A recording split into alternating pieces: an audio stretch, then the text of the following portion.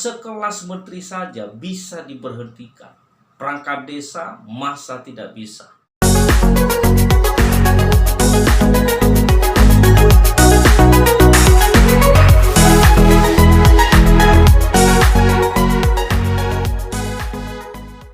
Halo pemirsa, jumpa lagi dengan Bang Laia di channel Belajar Hukum Official. Nah, channel ini untuk mengedukasi masyarakat tentang hukum agar paham hukum dan taat terhadap hukum. Nah, sekelas menteri saja bisa diberhentikan, perangkat desa masa tidak bisa?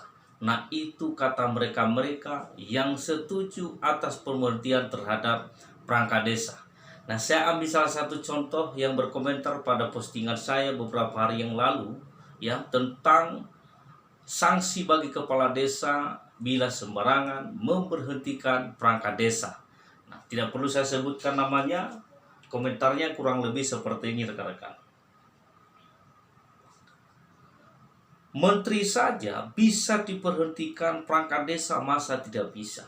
Nah, kemudian ada juga yang berkomentar, Kades adalah jabatan politik, yang melantik aparat desa adalah kades, legowo saja yang tidak mendukung pecat, apalagi tidak mau bekerja sama dan membocorkan rahasia desa.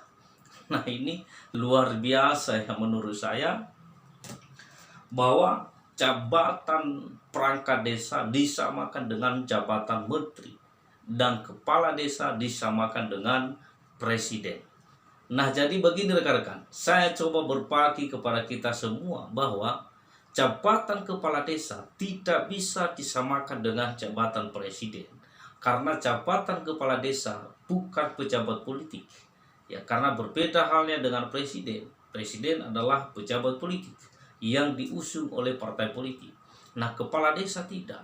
Kepala desa adalah sebagai penyelenggara pemerintahan desa yang telah diberikan wewenang atau diberikan tugas, hak, dan wewenang dalam hal penyelenggaraan pemerintahan desa, termasuk dalam hal pengangkatan dan pemberhentian perangkat desa. Jadi sebenarnya kepala desa punya hak dan kewenangan dalam hal mengangkat dan memberhentikan perangkat desa. Sebagaimana kalau kita lihat di dalam pasal 26 Undang-Undang Nomor 6 Tahun 2014 tentang desa. Jadi jelas di situ diatur bahwa kepala desa diberikan hak dan kewenangan baik dalam hal pengangkatan maupun dalam hal pemberhentian. Nah, akan tetapi dalam hal menjalankan kewenangannya tersebut harus sesuai prosedur dan mekanisme yang ada berdasarkan peraturan perundang-undangan. Nah, sebagaimana kalau kita lihat di dalam Permendagri Nomor 67 Tahun 2017 tentang perubahan atas Permendagri Nomor 83 Tahun 2015 tentang pengangkatan dan pemberhentian perangkat desa. Nah, di situ jelas telah diatur bagaimana mekanisme pemberhentian perangkat desa. Nah, kalau kita lihat di situ disebutkan bahwa pemberhentian terhadap perangkat desa dilakukan karena yang pertama, karena usianya telah genap 60 tahun. Yang kedua, karena dinyatakan sebagai terpidana yang ancaman hukumannya minimal 5 tahun penjara berdasarkan putusan pengadilan yang berkekuatan hukum tetap. Yang ketiga, karena berhalangan tetap. Dan yang keempat, karena tidak lagi memenuhi persyaratan sebagai perangkat desa. Dan yang kelima, karena telah melanggar larangan sebagai perangkat desa. Nah, itulah yang menjadi dasar hukum pemberhentian terhadap perangkat desa. Jadi kelima poin tersebut dasar hukumnya. Nah, apabila salah satu dari ketentuan tersebut terpenuhi, maka kepala desa berhak melakukan pemberhentian terhadap perangkat desa. Nah, sebaliknya, bila mana salah satu dari ketentuan tersebut tidak terpenuhi, maka kepala desa tidak punya dasar hukum melakukan pemberhentian terhadap perangkat desa.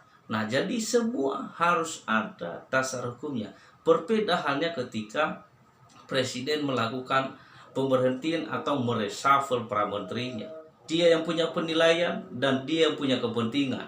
Jadi itu hak prerogatif presiden. Mau ada kesalahan, mau tidak ada kesalahan, itu tetap hak mutlaknya untuk melakukan reshuffle terhadap menteri. Tetapi kalau kepala desa tidak bisa seperti itu. Semua harus ada dasar hukumnya dalam menjalankan kewenangan tersebut.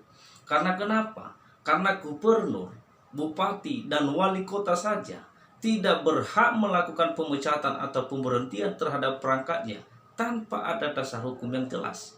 Nah, ini kepala desa, masa kewenangannya melebihi daripada gubernur, bupati, dan wali kota. Jadi saya kira sudah cukup paham ya sampai di sini. Semoga bermanfaat bagi rekan-rekan sekalian. Bila masih ada yang kurang jelas, silakan berikan komentar di bawah video ini. Sampai ketemu pada video saya berikutnya. Markus, mari kita kupas.